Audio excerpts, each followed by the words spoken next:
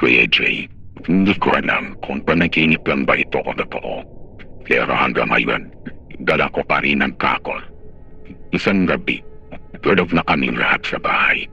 At gising ako kasi parang ay narinig ako manhina. Para iyak ng bata. Nagkataka ako kasi wala namang kaming baby sa bahay. Pagdilat ko, nakita ko si nanay. Nakatayo sa tapat ng bintana, nakatalikod. Akala ko gising siya. Kaya tinawag ko siya. Hindi siya sumagot. Tumayo ako para napitan siya.